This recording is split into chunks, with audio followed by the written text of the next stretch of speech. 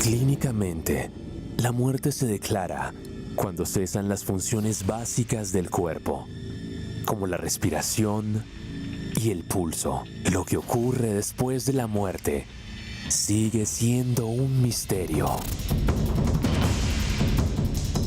En hospitales y unidades de cuidados intensivos, algunos pacientes afirman tener experiencias cercanas a la muerte, llamadas ECM. Experiencias en las que afirman ver túneles de luz, flotar e incluso interactuar con entidades y familiares fallecidos.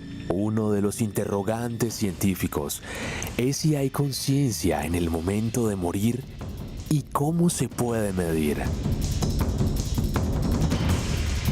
El doctor Zamparnia sostiene que existe actividad cerebral durante los primeros 2 y 20 segundos después de que alguien ha sido declarado clínicamente muerto. Zamparnia y otros expertos están investigando las características exactas de las experiencias cercanas a la muerte para comprender mejor la experiencia universal que todos enfrentaremos al morir, y han establecido que el cerebro sigue funcionando al menos 20 minutos después de que fallecemos. Julie McFadden, una enfermera con experiencia en unidades de cuidados intensivos, ha compartido relatos sorprendentes de pacientes que afirman ver a familiares fallecidos o espíritus extraños antes de morir, que no parecen ser alucinaciones. De repente escuché su voz en mi cabeza y tuve esta ola de alegría y de libertad, como si volara, y escuché su voz que dijo: "Oh, por Dios, Julie, si lo hubiera sabido, si tan solo lo hubiera sabido". Él estaba exclamándome en mi cabeza como si estuviera emocionado. ¿Qué hay después de la muerte? Lo analizamos aquí en Más Allá.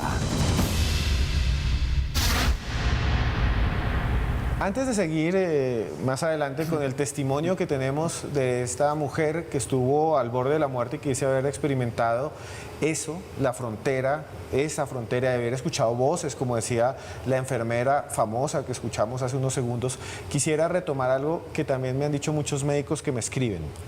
Muchos médicos me escriben y me dicen que en las salas de cuidados intensivos los moribundos empiezan a hablar y empiezan a hablar dicen, es que esta tarde vino a visitarme mi papá. Y todos dicen, pero si este señor tiene 80 años y se va a morir, ¿cuál papá? ¿El papá tiene 200? Y llegan los familiares y le dicen, es que mi papá se murió hace 60 años, hace 30, 40 años.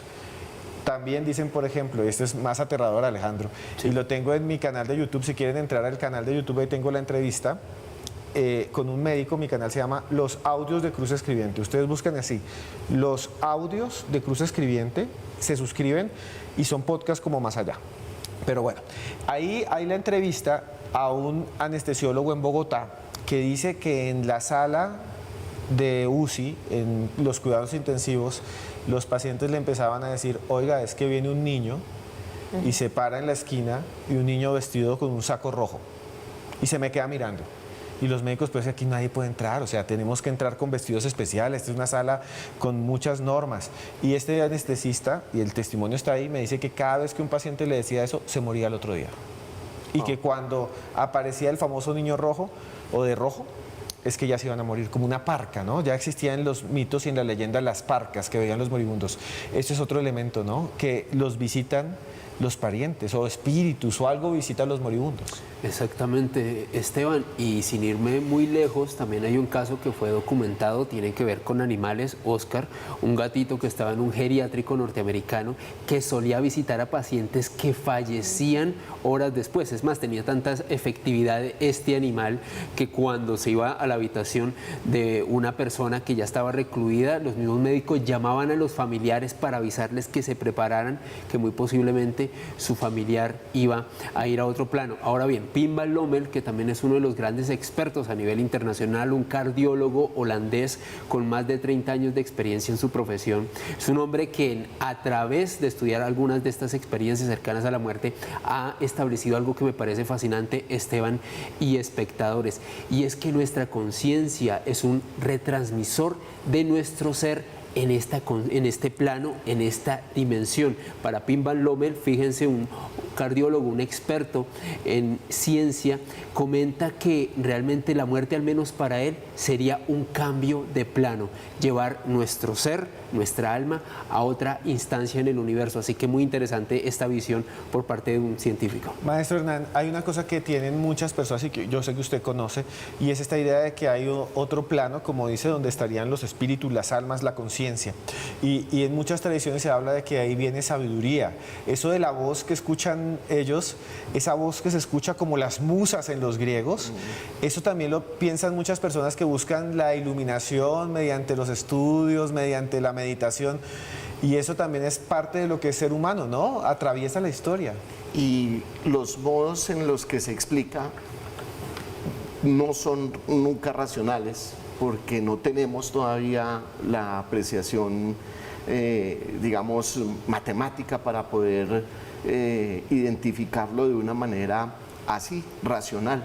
Entonces, muchos de los aspectos que fueron considerados magia y que luego pudieron ser explicados racionalmente, por ejemplo, la misma electromagnetismo o problemas neurológicos como la epilepsia, que era considerada una posesión demoníaca, luego pues se cura con una pastillita diaria. Creo que sucede un poco lo mismo con este tipo de situaciones, que al no poderlas explicar de una manera racional, pues buscamos precisamente echar mano de ese tipo de narrativas. A propósito de los planos, por ejemplo, la física se ha acercado un poco, ¿no? Ya hablamos de 11 dimensiones posibles, sí, y toda la teoría de cuerdas sugiere la posibilidad de más de una realidad en el mismo espacio. Entonces creo que también puede estar desde esa mirada. Un multiverso. El multiverso. Exacto. Hernán, y el tema de esos encuentros con personas, como nos decía Alejandro, incluso con animales, que parecieran hacer como el anuncio para la morada final, la famosa aparición de la sombra, de muchos la consideran la muerte, en este caso el ejemplo que nos ponía Alejandro. ¿Cómo poder analizar esto? Porque es algo que ha trascendido la historia, incluso en la Biblia también hay muchas referencias respecto a personajes. El ángel de la muerte. Exactamente, como el ángel de la muerte, por ejemplo. Nuestra naturaleza humana nos obliga a pensar que la vida es un bien preciado único, y por lo tanto, al tener conciencia de la muerte, pues hemos naturalizado de pronto ciertas situaciones que nos pudieran dar explicación de que esto no se acaba con la muerte. Y allí es donde surgen de pronto este tipo de manifestaciones como una especie de alternativa narrativa para dejarme a mí medianamente tranquilo.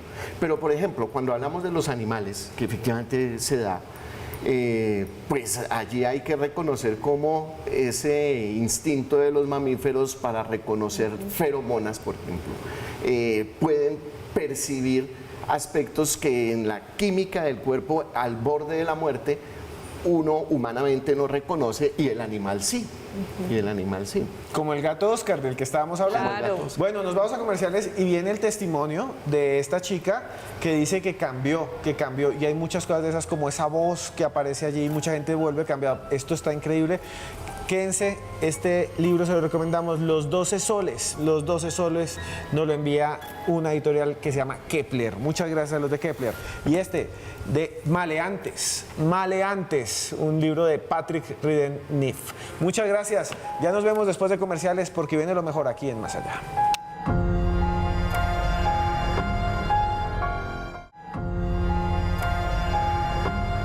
Continuamos aquí en Más Allá, en esta noche que exploramos las experiencias cercanas a la muerte, esta vez con el testimonio de Daniela López, a quien le agradecemos por habernos permitido contar esta experiencia, por permitirnos acercarnos y que se haya abierto de manera tan particular con nosotros. Ustedes van a escuchar a continuación qué pasó con ella después de que vivió esta experiencia cercana a la muerte. Esperamos todos sus comentarios con el numeral de hoy, Vida Más Allá.